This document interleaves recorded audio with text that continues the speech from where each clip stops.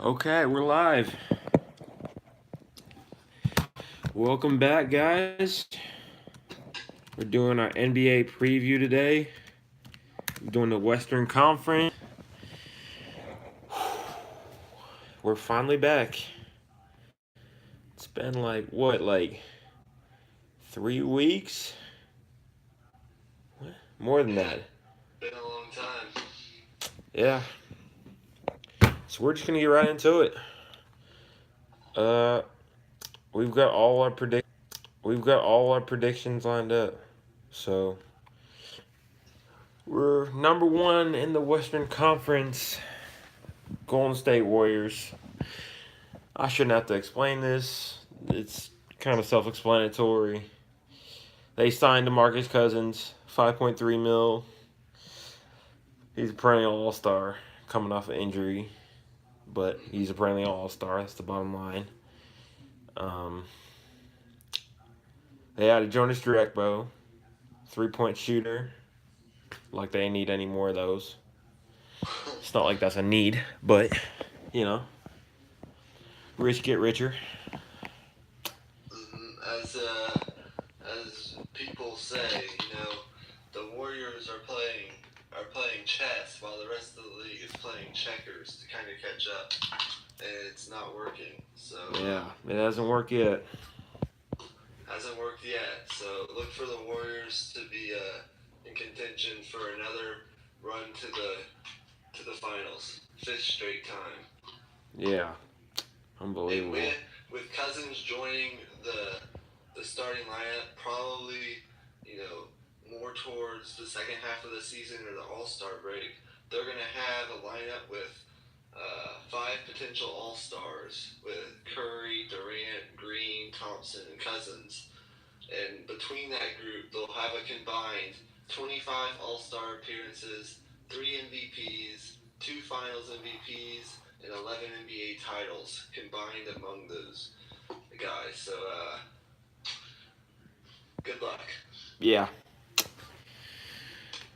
Moving along. My pick to be second in the conference. This might surprise y'all. I've got Oklahoma City. Um, we all know the problems Oklahoma City has had in the past few years. It's well documented. Russell Westbrook's ball haul, yada, yada, yada. Bottom line is, they were 29th in the league in assist percentage last year, 53.5%. That's atrocious. 29 out of 30 teams. But the key here is the bench depth that they've added this summer, and I think getting rid of Melo will be nothing but good for them. And they traded for Dennis Schroeder. That's a great move. Historically, Russell Westbrook has had his best net rating playing with a point guard, playing with another point guard on the floor. Um, I don't know. I don't have the exact stat on me, but um, when he's playing and he's playing at the two with another point guard on the floor, he's known to be very effective. So that'll be interesting to see. And then of course, Andre Robertson returns from his ruptured patella tendon, and he can guard four positions, and their defense is so much better when he's on the floor. Certainly. Everything you said is spot on. Before I even get to Oklahoma City, I just want to mention uh, the Northwest Division as a whole might be the strongest division in the NBA. If we look at it, you have Oklahoma City, who's going to be a top 14 in the West, and I'll get to them in just a second. And then Utah, who's up and coming and has been for the past 2 years. Denver, who's coming back healthy, and we'll get to them later. I think we have 3 teams from this division alone making the playoffs in our predictions. And not to mention, if things work out in Minnesota, they could be in contention. And Portland could also, if they come back from that playoff loss to New Orleans. But for now, as far as Oklahoma City goes, I think that maybe one of the most underrated moves of the offseason was the addition of Dennis Schroeder. I think Russell Westbrook is going to allow him to kind of maybe play up to his potential. And I think he could honestly, around March, April, I think he's going to be in the running for Sixth Man of the Year. I think they got a bargain there. Getting rid of Carmelo will solve a lot of problems. Getting Andre Roberson back will also solve a lot of their problems defensively.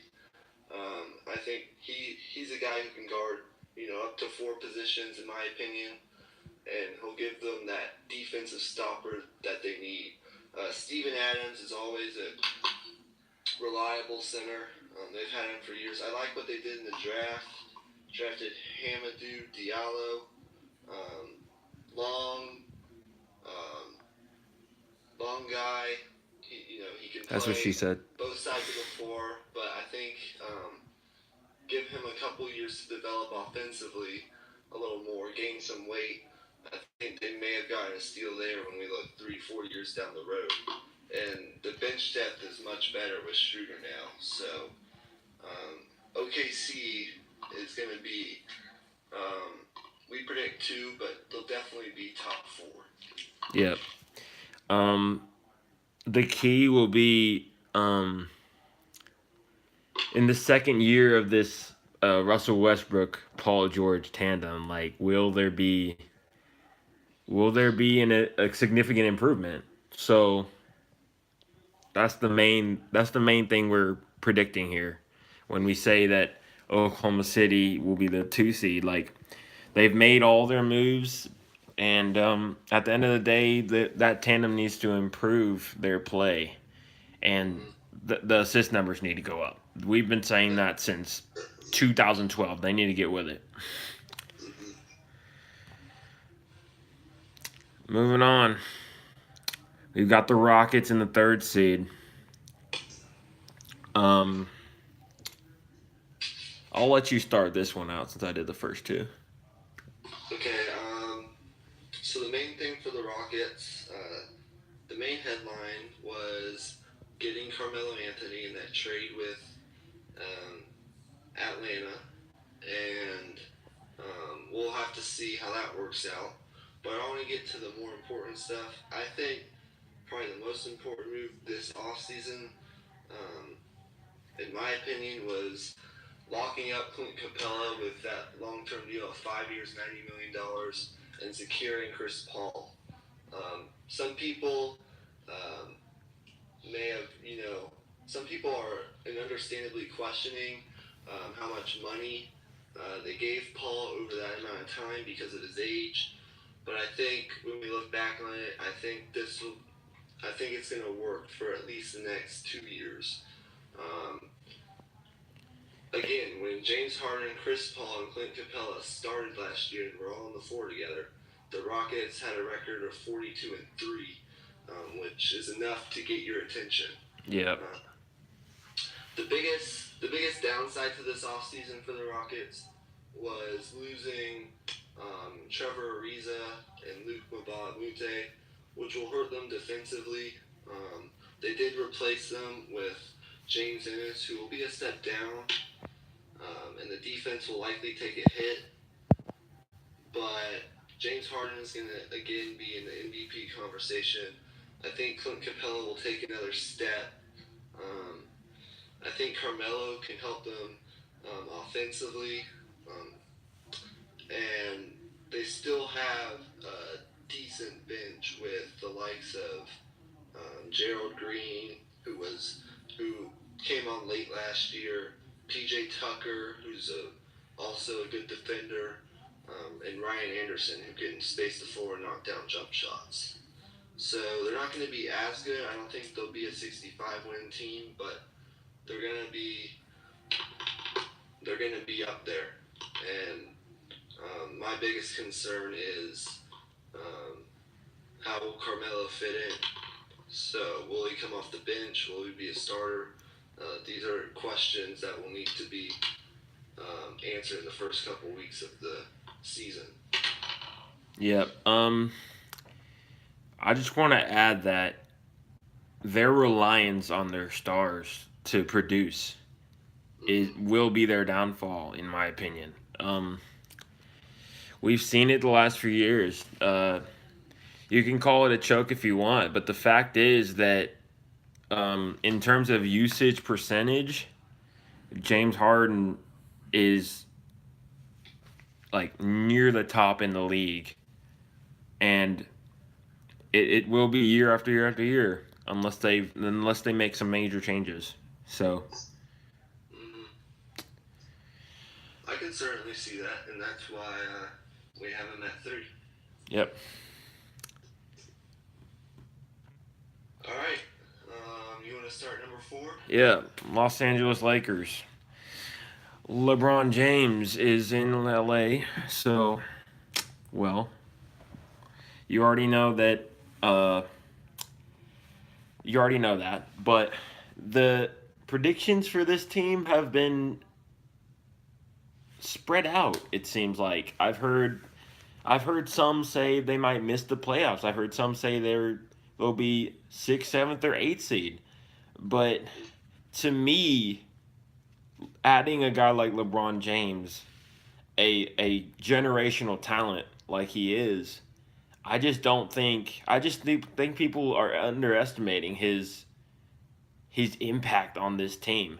This team, um, you may not know this, but this team was already tied for 12th in NBA in defensive rating last year, which is pretty solid for a team that only won 35 games. That's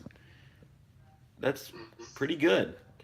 Um, and so I look for this team to get out and run this year, play fast, and they're gonna need to rely on their defensive identity. That's going to be a big key. Having guys and they've embraced that by bringing in these veteran guys like Rajon Rondo and JaVale McGee and Lance Stevenson. They need that attitude and that grit. Hmm. Yeah, I definitely like what they did, even though LeBron did not uh, drag another, say, superstar, all star with them to LA this offseason. Look for that to happen next offseason.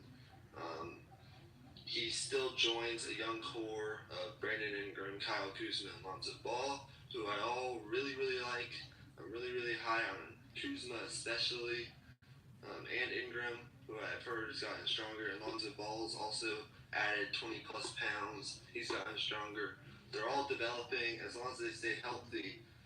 I like what they did in the offseason by mixing LeBron, who's been there, done that, with this young core, and then also supplementing those guys with some veterans like Rajon Rondo, Lance Stevenson, and JaVale McGee, who will also all play roles and key contributors, whether it's off the bench or in the starting lineup. They're all capable of making individual plays and defending. Each of them should give them some playmaking abilities, and they'll give Luke Walton options at both ends of the floor, each of them in their own ways. So I think it's going to be a stretch for them to get to the finals or contend for a finals appearance until maybe they have that second All-Star. But when you get LeBron James, who might even still be, even at the age of 33, getting better, as hard as it is to believe, and you have these veterans and this young core, they're going to be in the playoffs. Yeah, I can guarantee you that right now. It'd be jaw dropping to see them miss the playoffs. Yeah, So and look forward to from the what show in the LA. mhm, from what I've seen so far, I think Brandon Ingram will improve. I think he'll be somewhere around 19 points per game this year. That's my prediction. But other than that, we're pretty much in the dark with this team. It's a lot of unknowns because we haven't seen them on the court yet. We won't know until they're playing. And Um, I also didn't even mention Josh Hart. oh yeah, of course he He's was also summer league he's, MVP. So he's also looked really good. mhm, And I think in years to come, The guy they drafted from Michigan, Wagner.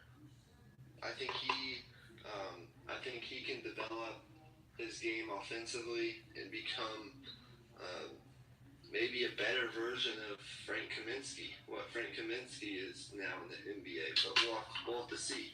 Yeah. That's just something to keep your eye on if you're a Lakers fan down the road. Yeah, for sure. We can end it on that note. I think we've got Utah Jazz at 5. This team was this team came out of nowhere last year. They lost Gordon Hayward and they turned a lot of heads.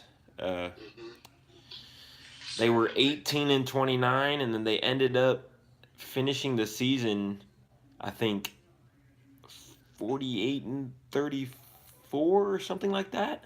So they ended the season on fire. So, and a lot of that was obviously getting Rudy Gobert back from injury.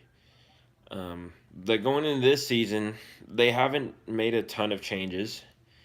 Donovan Mitchell, they still have Donovan Mitchell, obviously. I'd like to see Donovan Mitchell show me some more playmaking this upcoming season. I'm expecting him, obviously, from the start of the season, unlike last year, to have the main ball handling role. So he needs to improve as a playmaker. Obviously, he's already a dynamic scorer. But moving on from that, this team overall, the question is just can they score with high-powered offenses? Their defense was first in the NBA last year, as you can see right there, and they're stout defensively. It's hard to score against them. Can they score enough? That's always going to be the question with this team. Certainly. My take, I'm really high on Utah. I know a lot of people are, and a lot of people kind of are because can they score offensively, as Emmy mentioned. But I think they did a great job this offseason staying pat. They didn't do a lot. They only did stuff through the draft and kind of kept some guys in-house. They got good value with Dante Exum. They signed him to a short-term deal. And Raul Neto, one of their backup guards, who made some decent contributions last year, averaging 7.5 points per game off the bench. They kept that young core with Rudy Gobert, who's kind of aging, but they got Donovan Mitchell and a reliable Derek Favors, who had his moments last year. I think Quinn Snyder knows how to get the most out of his teams. He'll be in the running for Coach of the Year once again. But I think even though I didn't like him in college and a lot of people didn't like him, I don't know a person who did like him. They did draft Grayson Allen despite his behavioral issues at Duke. But I think he's a good addition to the Jazz in particular.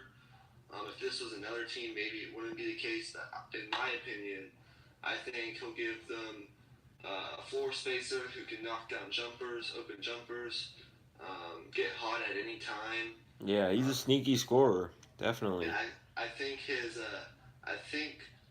his hustle, which we definitely saw, even though it was at some point or sometimes may have looked bad, dirty.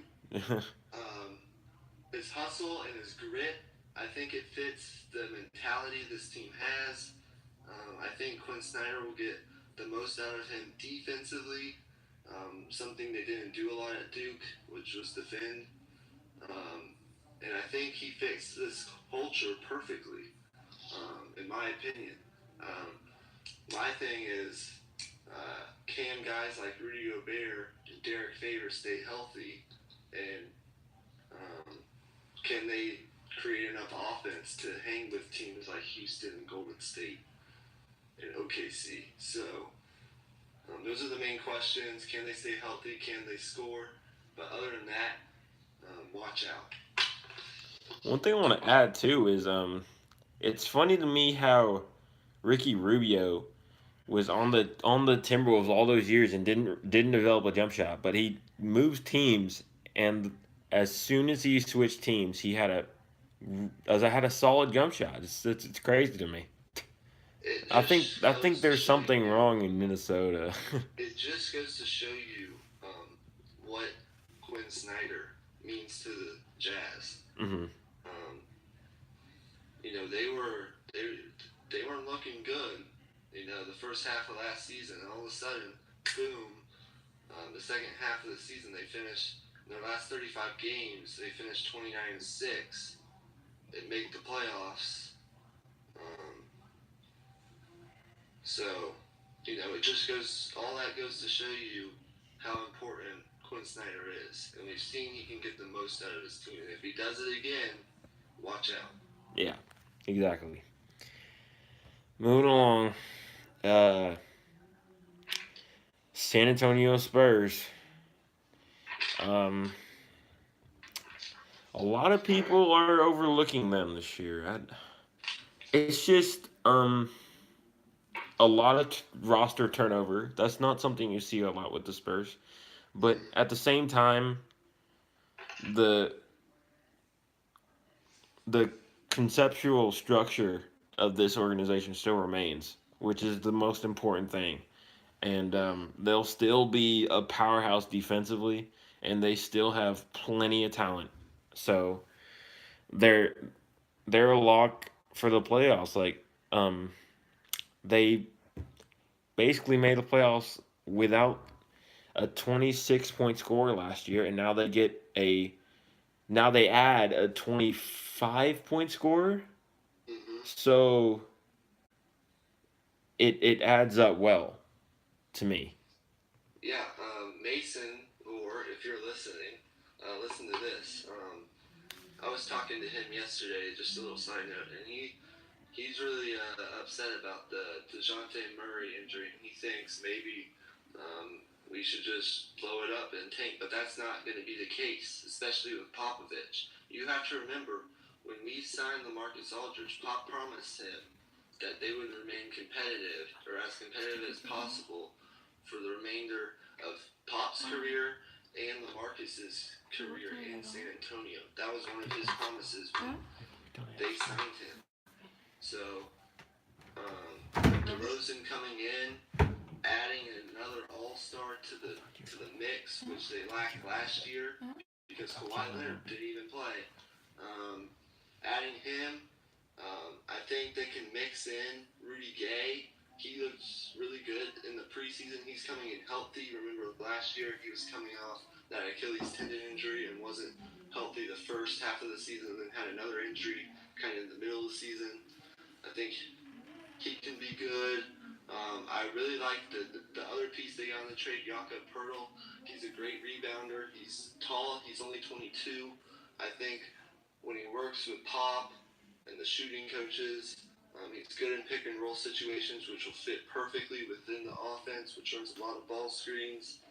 And I think the most overlooked aspect of the team is the bench. Guys like Davis Bertans, Marco Bellinelli, who they added. That was a good add. Bryn Forbes, Lonnie Walker, once he comes back from his injury, which should be a couple weeks into the season. Patty Mills, Jakob Pertl, he's coming off the bench. Dante Cunningham. I think the bench is going to play a big role if the Spurs want to return to the playoffs, and I think it's honestly good enough to be 6, 7, or 8 in the Western Conference. So they're going to remain competitive. They're not going to tank, and I think they have enough talent to make the playoffs. Yeah, for sure. Yeah.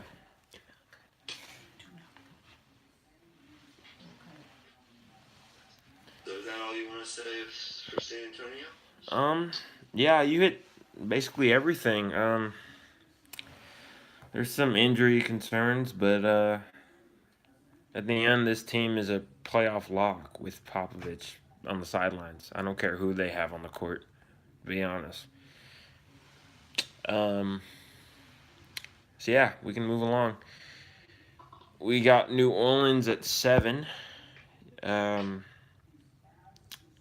New Orleans lost DeMarcus Cousins to the Warriors, obviously, but they signed Julius Randle from the Lakers, and they found their identity last year, which is very important. Um, the Pelicans they rose up to first in the league in pace after DeMarcus Cousins got hurt, and that's going to be their identity moving forward.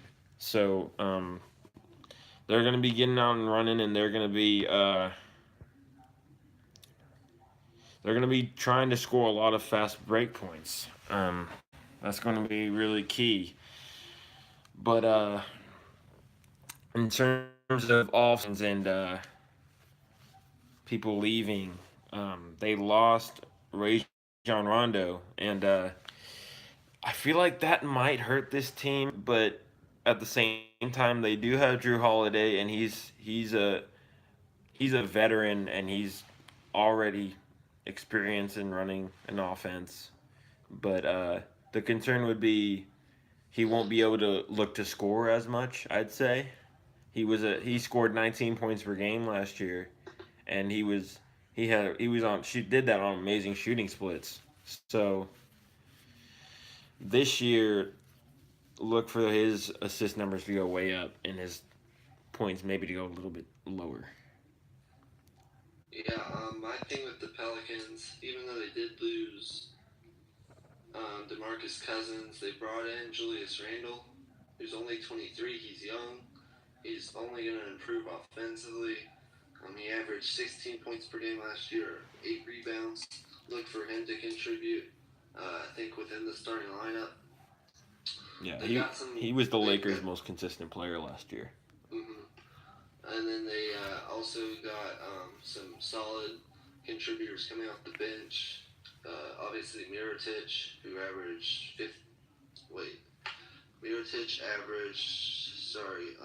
he averaged 15 points per game, 7 rebounds. Got hot at times. They did bring in Elfrid Payton, who averaged 12.7 points per game last year with the Suns. They're going to need him to make solid contributions off the bench. We'll see what Holiday does.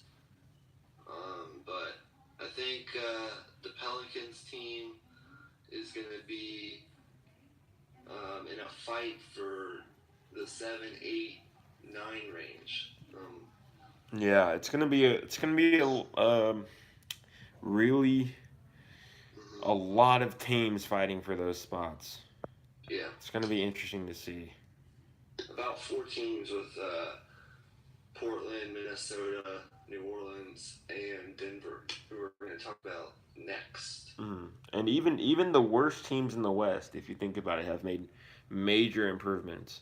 Even the Suns with Ayton and Ariza added, and their new coach, and the Mavericks with DeAndre Jordan and Doncic. Certainly. So, yeah, it's a lot of a lot of solid talent in the Western Conference. So, moving along. Oh, and the Pelicans are going to be a tough out in the playoffs. That's the last. That's the thing I want to end this on. They're going to be a tough out in the playoffs because they have Anthony Davis, and he's a matchup nightmare. Yes. So, yeah. And MVP candidate. Yes, that too. So, moving on. Denver Nuggets.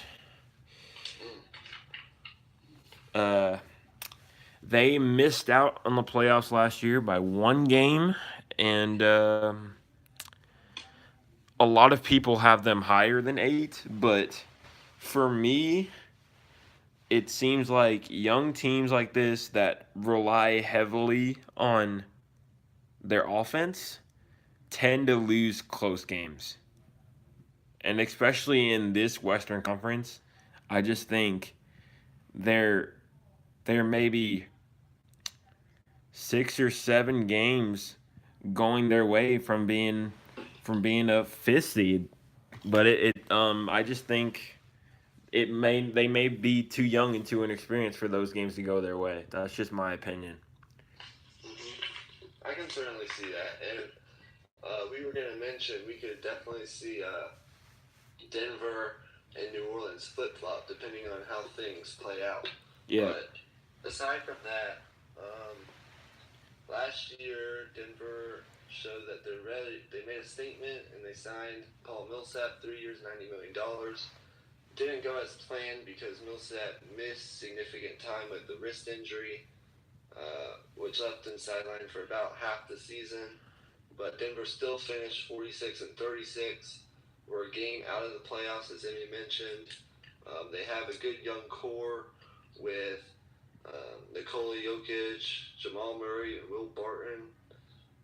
Jokic and Barton also got extensions in the offseason. They cleared future cap space and dead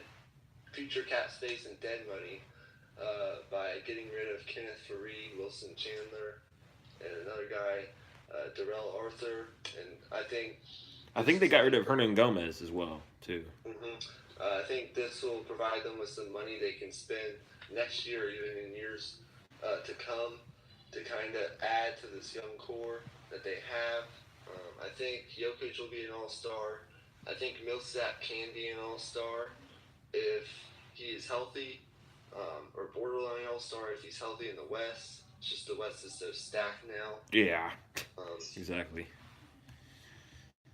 So they got a good team, and they got a good bargain, I think, with the addition of Isaiah Thomas, really their biggest free agent addition. They signed him to a one-year deal worth $2 million. So if it doesn't work out, they can get rid of him after this year. They're not stuck in a long-term deal. But I think it's a no-risk, no-brainer for them. I think if he's healthy, even if he's not at his all-star form, he can be a good contributor off the bench. Exactly. Yeah. Which will only add to the depth off the bench with guys like Gary Harris, Trey Lyles, guys like that. Yeah. So look for the Nuggets to be maybe even if a couple of the more games go their way. I think they can win 50 games and possibly be higher in the playoffs. Maybe for like sure. A 6 seed even. So watch out for the Nuggets. Yeah, the key will be improvement on defense. I didn't get the exact stat, but and I'm also that was their weakness last year. I'm really excited wins to see Porter Jr. Oh, yeah, exactly. If he can finally stay healthy, what he could do, what he could develop into on this team would be especially fun to watch. Exactly. So, on a high-powered offensive team like this one, he's a perfect fit. And I think Denver, I don't have the exact stat. Maybe you put it on here. I don't see it, but I think they were already top 5 offensively, if I'm not mistaken, last year. Here, I have it pulled up right here. Offensive rating. Or they were at least top They were 10. 6. They were 6 in offensive rating at 111.3. So they were top 10. Right there. And I think they only got better as the season went on. Yeah. Healthy Isaiah Thomas and guys like Jamal Murray and Nikola Jokic are only getting better. So watch out for the Nuggets. Yep. Could be a 50-win team, and I think they might be a little too young, but they could be a tough out in the playoffs. Yeah. Denver is always a tough place to play. The high altitude is just tough on teams. So yeah, those are the 1 through 8 seeds. Those are Emmy and I's Western Conference predictions. But we have a couple other teams we want to talk about also. Just like honorable mention type teams. Yeah. And the first one is Minnesota. Yeah. Minnesota, If you've been following the headlines, They're uh, about to trade Jimmy Butler apparently. mhm. Um, they were in really close talks with the Heat, but those fell apart apparently when they asked for too much in return. So with Jimmy Butler, 1 year left on his contract, they shouldn't expect too much in return. To be honest, um, this feels like to me they're just trying to scavenge whatever they can get out of whatever they can get in return because it's a guarantee that he'll leave. Mhm. Um, so Yeah, I think, of course, I think that at this point they have to get rid of Butler. There's too much drama with him in the lineup um, going into this season. I think they got to get rid of him before next week. I think he needs to be gone. Um, yeah, for sure. you're not gonna get. You were never gonna get top value for him. I think you just got to get what you can get and get out and move on. It will only do good for you, not only in the short term but in the long term also, in my opinion. Yeah, The Timberwolves, other than the Jimmy Butler situation, are a team still trying to establish themselves as a playoff team. 47 and 35 barely allowed them to beat out Denver for the 8 seed. They were beaten 5 games by Houston.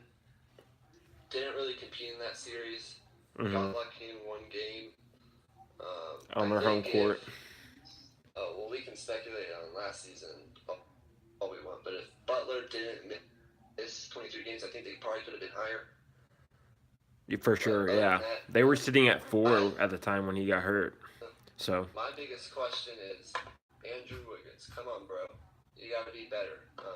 You have all the athleticism in the world, all the talent, but you're still a liability to this team. Your 3-point shot is horrible, 32%. That's not going to cut it. Hopefully, he's worked on his jump shot. Hopefully, he can develop into what we thought he could be. He's going into his 5th season. It's time for him to take the next step, if you will. Karl Anthony Towns, they still have him. I like what they did. No, I like what they did through the draft. They got a steal late in the second round with Keita Bates-Diop out of Ohio State. He's long, he can defend, he can score. He's kind of that all-around guy who will hopefully develop into a good contributor off the bench. Um, and they got who is their other guy?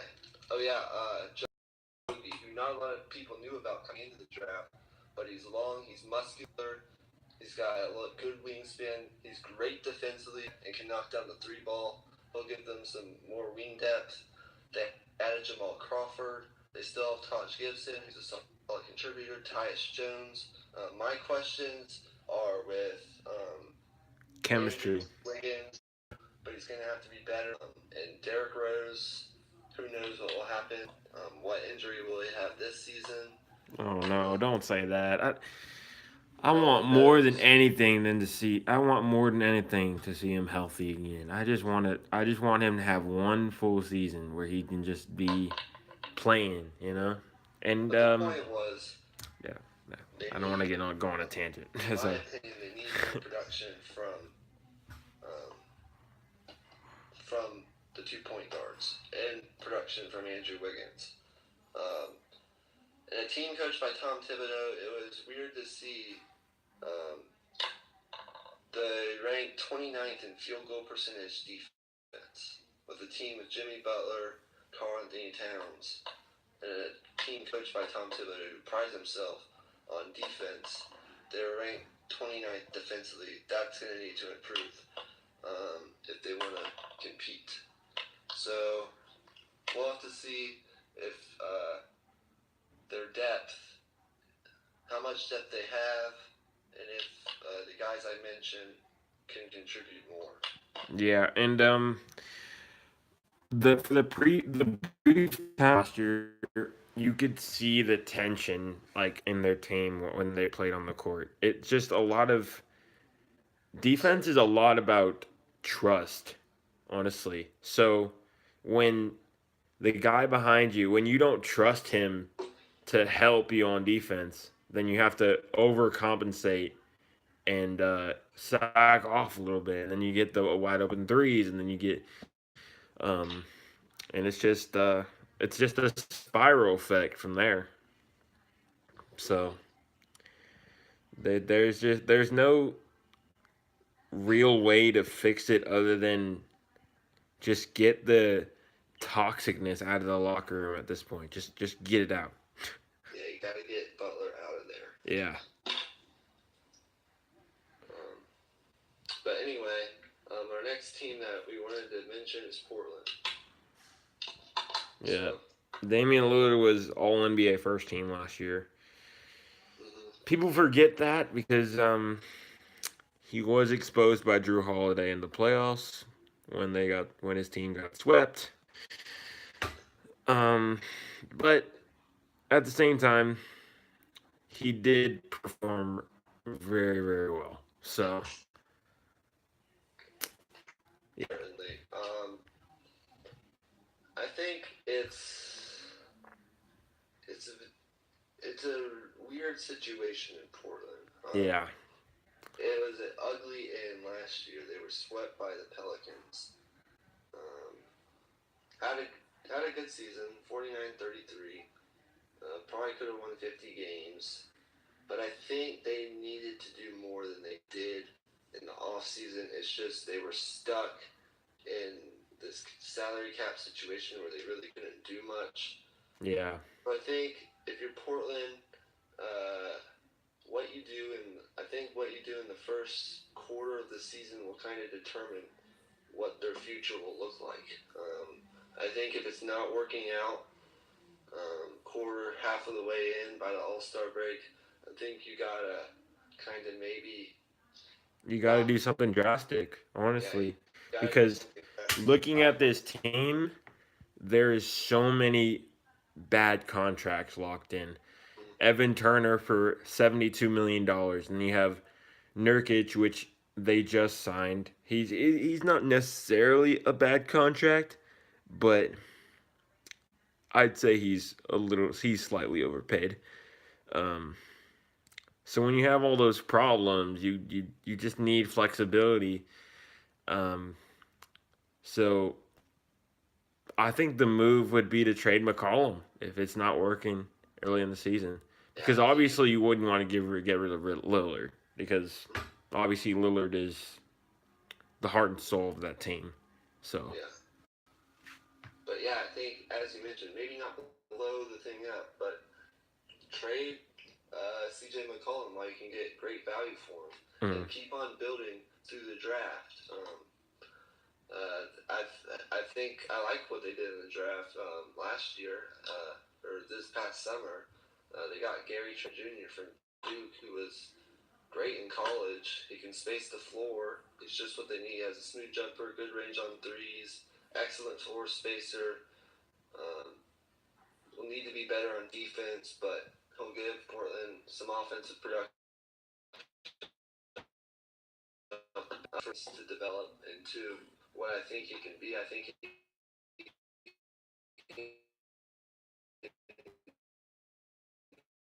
be a Porter Nines, who I think will need. sorry guys, my phone died. We're back though, and we're gonna finish up with the Trailblazers. Main thing, Damian Lillard and CJ McCollum. Is that backcourt a long-term fit? There's been questions about that backcourt, especially defensively. So what we said before, the move would be to trade McCollum if it doesn't work out early in the season this year, which it might still work out, possibly. Yeah. So I think they have some pretty good young pieces to build around though for the future. I mentioned Zach Collins. I mentioned the guy they drafted. They got Caleb Swanigan last year in the draft, Gary Trent Jr., Jake Layman, a guy out of Maryland who they got late, who I think is tall, he's long, he's good defensively, which they need.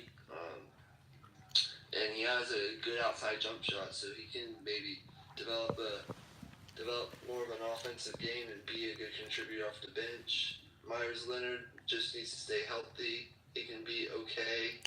Yusuf Nurkic needs to stay healthy. And they got that really young dude, the high schooler, Anthony Simons. Simmons, yeah, I think. So we'll see what he does if he even gets playing time. So they have young pieces to build around. So if it doesn't work out, you trade CJ McCollum, get good value in return, and look forward to the future.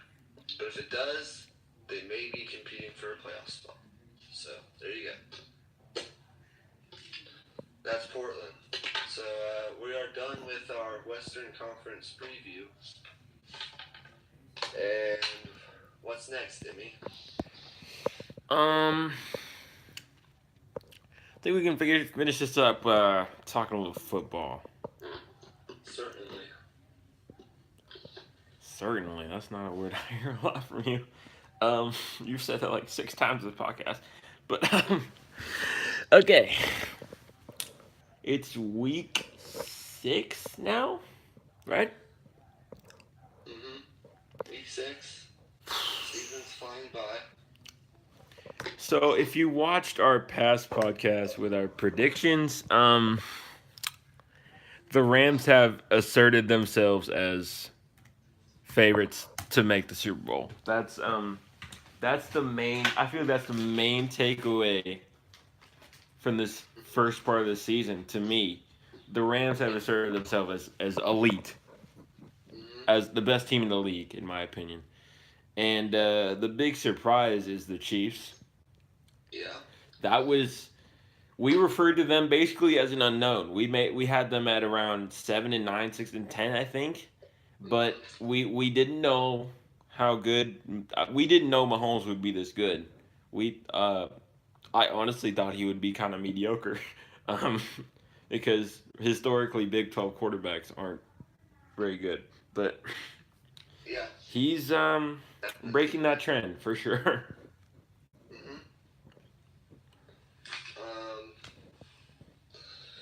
What else can we take away? So certainly, dang, why do I keep saying that? I don't know why. Whatever. Yeah, Kansas City and the Rams are definitely the Super Bowl favorites right now.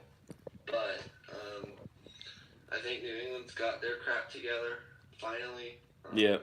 They always do. What's his name? The guy in the backfield, James White, is having a monster season. Yeah. For his standards, he's really helping them out of the backfield. He's consistent too. Very consistent production. They finally got Edelman back, which helped them tremendously. And they got Josh Gordon, Gronkowski, Brady, so they're in good hands. The defense is still better than last year, so they're still the team to beat in the AFC, in my opinion. Yeah. Because until another team gets that home field advantage, clinch it. I don't care if you got a 4-game lead, you gotta clinch it. Yeah. Until that happens, the AFC is all up to the Patriots, honestly. But this week, man, the Kansas City Chiefs and the New England Patriots play on Sunday Night Football. If the Chiefs win that game, they'll be 6-0. The Patriots will be 3-3, and the Chiefs will be 3 games ahead with the head-to-head matchup, which I think, unless the Chiefs, totally fall off the map, which will really help taking that step towards the number 1 seed. Yeah, for sure. So we'll have to see what Patrick Mahomes does in his first appearance at Gillette Stadium against Tom Brady. Certainly be the game of the week. For sure. Oh, and also they do already have the head-to-head against the Jaguars. And the Steelers. So and the Steelers. They're in good shape. They're in really good shape right now. But last year, I don't want to remind any Chiefs fans, but you did start 5-0, and then where'd you go from there? So yeah, exactly. The defense needs to be better. They need it's a lot of missed tackles right now. Mm-hmm. But if I were to predict that game, it's so hard to pick this game because I know the reputation of New England in New England, and it's so hard for me to pick against them. But at the same time, Patrick Mahomes is a stud. Yeah. He's a stud. Like he's breaking records. It's unbelievable. If you didn't see the Monday night game in Denver, the plays he made in the fourth quarter, I didn't have words, honestly. He threw a left-handed pass. Who does that? Who does that? Like, I mean, what rookies have we seen? You know, Denver in the Mile High City, a place that's hard to play because of the elevation and all that stuff. But nonetheless, you saw Von Miller chasing him down, and you thought it was a sack. But little did you know, Mahomes threw it left-handed and got the first down. So, and he made a couple other plays. The one where he rolled out and threw it to someone like 23 yards down the field on like 2nd and 30 or something. So. And there was another play that I saw that was just unbelievable to me. It was it ended up being incomplete, but he broke a tackle. They were in the red zone.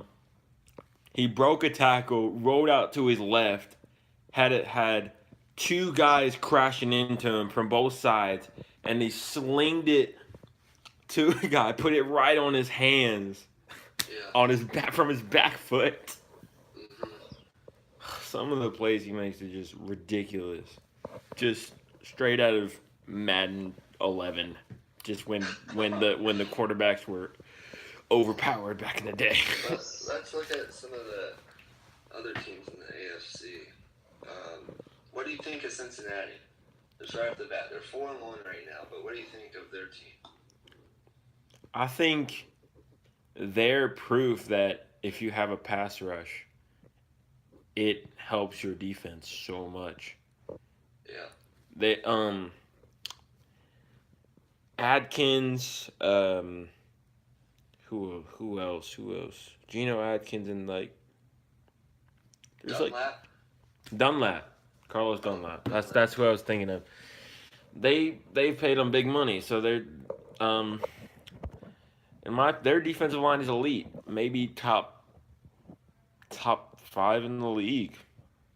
So as long as Andy Dalton keeps up this level of play, which is kind of up in the air, given his reputation, but as long as he keeps playing like he is, I don't see why they don't keep this up. Yeah, certainly. Well, I say certainly a lot now. Whatever. Who else? What about some teams that? What about the NFC? The Falcons are 1-4. What do you think of that? Certainly didn't expect that to happen. Oh, definitely not. The injuries just piling up like crazy. They're 29th in the league in rush defense right now. Yeah, that's horrible. So that to me just says it all. They lost Deion Jones. They lost Keanu Neal. And it may not seem like those guys would be great help in the run defense, but the main attribute of this defense when they made the Super Bowl was their speed, and once they lose those two guys, those are two of their faster players. So that attribute that they had, their strength, is just completely just becoming their weakness. Hmm. So that's the biggest thing to me because they never were like a big defensive line type defense in terms of stopping the run. I mean, like for stopping the run, they relied on their linebacker play, and now Yeah. their linebackers are hurt. So that's just everything's just falling apart. And the NFC East is also an interesting division. Right now, in case y'all aren't watching, the Eagles are beating the Giants 34-13. So it's not really close. So I think the Eagles will go back to 500. The Giants will drop to 1-5, basically putting them out of the picture. Mm-hmm. Pretty much. So in the NFC East, you have an Eagles team who's had struggles early, but they're the Eagles and they have what it takes to get hot in a hurry. Yeah, it seems like they're gonna start to hit their stride in the coming weeks. Mm-hmm. Um, The Cowboys, who I'll let you talk about in a minute. And then who is the other one? the Redskins, Washington. Yeah, I think they're 2-3. Yeah, they're 2-3 as well because they lost on Monday night to Mm-hmm. No, they're not 2-3. They had their bye week, Yeah, so they're 2-2. And Dallas is 2-3, right? Mm-hmm. They're 2-3 as well. So if the Cowboys win this week, they'll be 3-3. The Eagles will be 3-3, and depending on what the Redskins do this week, they might be 3-2, and you have an interesting race there. Yeah.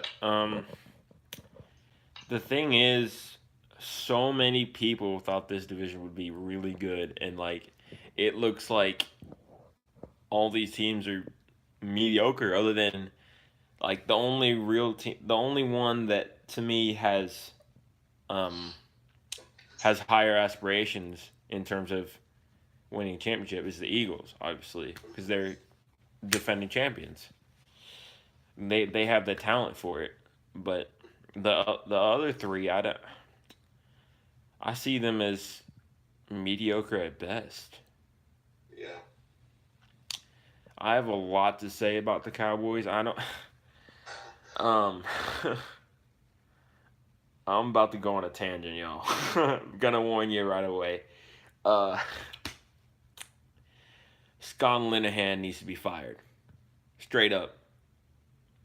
Our defense is way too predictable. Our offense is way too predictable. Sorry, not defense.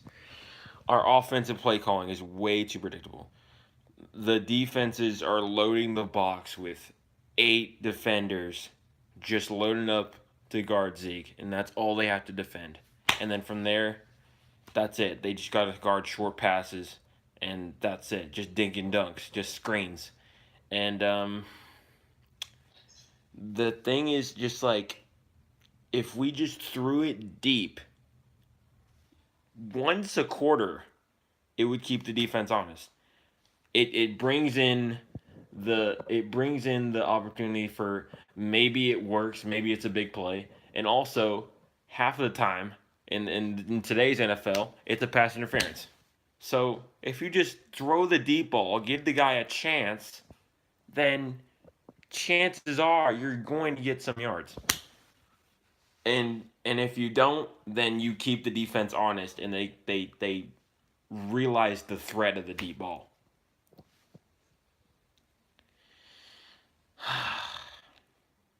I'm pissed. Why does it feel like we're like 0-5? We're 2-3 yet it just feels like our wins have been very very weak. I don't know. I I can honestly go on the same tangent with the Steelers, but I'm going to keep it to 3 simple things that I want to talk about with the Steelers. Not that any of y'all care, but the first thing, I mean, a lot of people are calling for coaches to be fired, but I think we got to wait till. Yeah, I want to add that I'd rather them wait till the offseason to fire Linehan. Yeah. But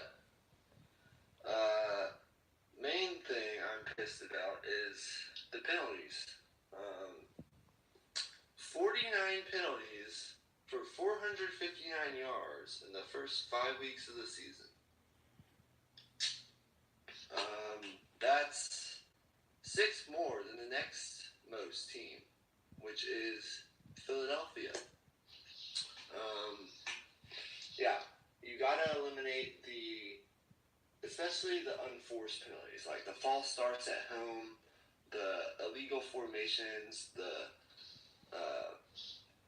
illegal use of hands to the face. Those are things that can be prevented. The holding calls on kick returns, all those things would help not only in field position, but in just the overall discipline of the team. So the penalties, they gotta stop. And Tomlin was actually fined this week for calling out the refs. It's not the refs, Tomlin. It's your team. A lot of this shit that happens before the play has got to stop right now. The second thing is the secondary. Run defense has been decent. I don't know what they rank, but I'm pretty sure they're top half of the league. The run defense has been decent. We contained Devontae Freeman last week, except for maybe one big run. But the secondary, I know there's been a couple injuries to Morgan Burnett and Joe Hayden, but it's got to be better. No more deep plays over the top. Some people think it's the scheme, but the scheme has worked for years and years. Like when we had Palomalo and all those guys, the scheme has worked. It's not the scheme. You have to get the right personnel to play the scheme. And Artie Burns, I think he should be gone. I don't think there's any question. The amount of deep plays he gives up is unacceptable. Joe Hayden, when he's healthy, is our best guy, but he struggles to stay healthy. The secondary did a decent job last week, but it's got to be better and on a more consistent basis. Sean Davis, you got to get your head out of your butt and help out over the top. Morgan Burnett, when you come back, you got to do the same. Penalties, the secondary, and then the offensive line. It's got to be better. It's inconsistent so far. Some games Ben is getting beat up. Other games Ben has had time to throw. I have a reason for hope. Like Stephen A. Smith said, I have reason for hope, and the reason is because we played this week against Cincinnati. We have our bye week, and as reported, Bell is supposed to come back during the bye week, and so we'll have Bell for week 8 in the home stretch for the last half of the season, which should help our offense and the offensive line. But offensive line's got to be better.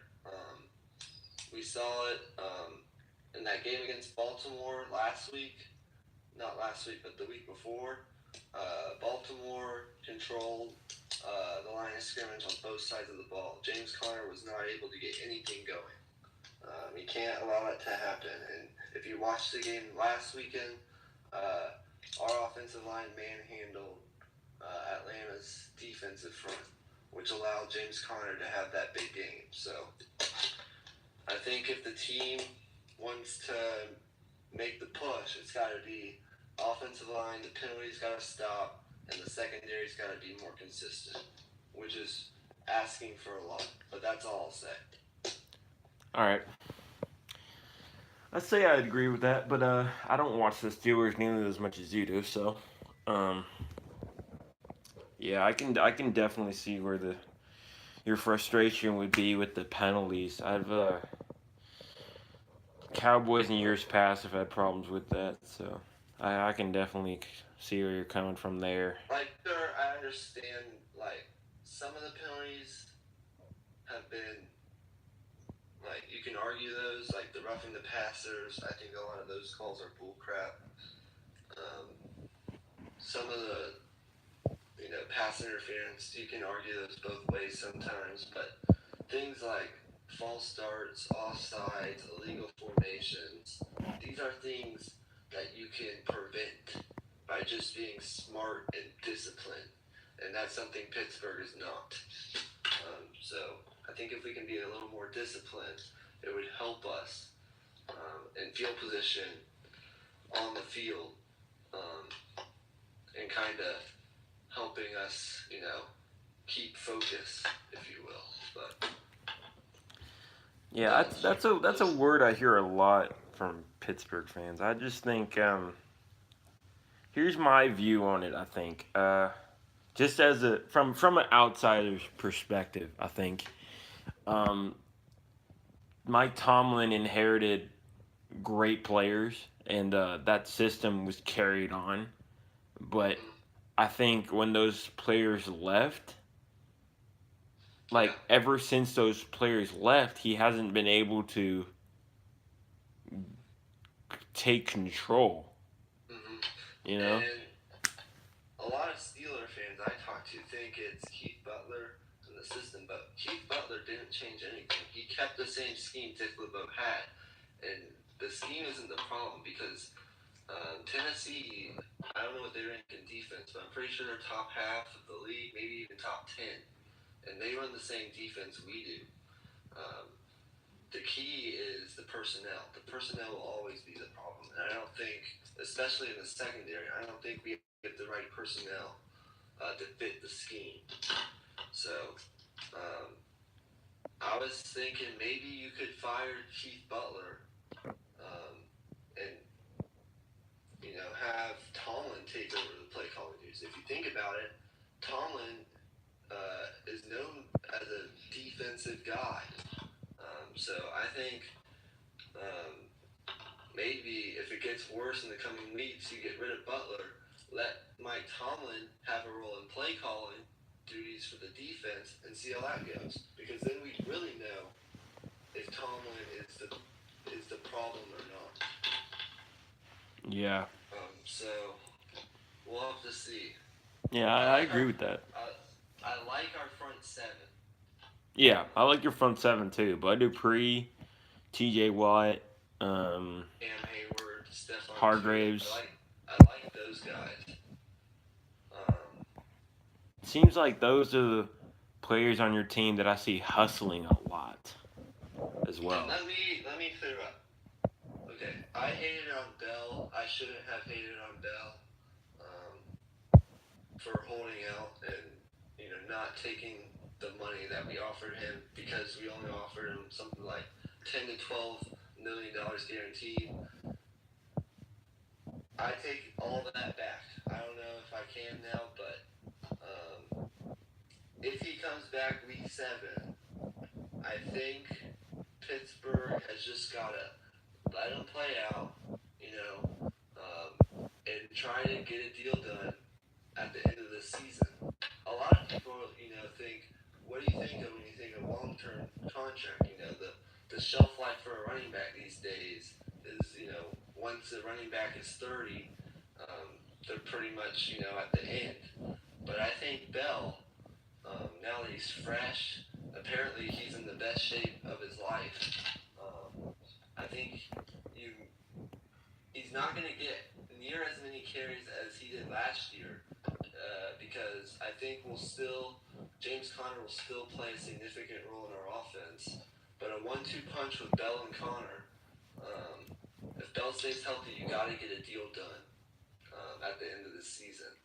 Exactly. And as I said, long term doesn't mean 5-6 years. It doesn't have to mean 5-6 years. I say he's 27 now. You let him play out the rest of the season. You give him 3 years. Just give him all the money he wants. 3 years. So that way, when he is 30 years old, you can evaluate then. But I take back what I said about Bell. I totally understand why you're holding out, especially after what happened to Earl Thomas. Yeah, for sure. That was really sad what happened to Earl Thomas. Actually, I feel like that just shows that if you're like if your mind is an ounce out of it, then that's when the injuries happen the most, in my opinion. Especially for defensive guys. Like if you don't commit completely to a tackle, that's when you're at most at risk for injury. My only question for Bell coming back is how he will be welcomed back in the locker room. Because I think certainly the offensive line didn't have any right whatsoever to say what they said, but I think once he comes back next week, as he said he would, they're going to have to work out some of their issues. Because I think the offensive line felt, a little slighted by, a little shocked that he didn't report week 1 because he said he was earlier in the offseason. So I think they were a little shell-shocked, and I think they said stuff that they didn't mean, and I think maybe a little friction may exist between him and his offensive line. I think that might need to be worked out during the bye week. Excuse me. But that's my only question, is how will the friction between the offensive line and Bell kind of be resolved? So I think once you get him in, and once you get him practicing, and once the air, once the dust settles, I think it will clear up a lot of the distraction that has been, a lot of the drama that has been plaguing the Pittsburgh team for the first couple weeks of the season. So, is that all you want to talk about? Trying to think if we're forgetting anything.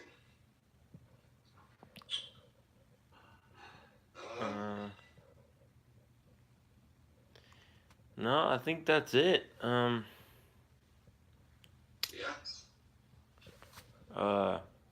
Like the video, subscribe if you're new. Before the season starts for another podcast where we will preview the Eastern Conference.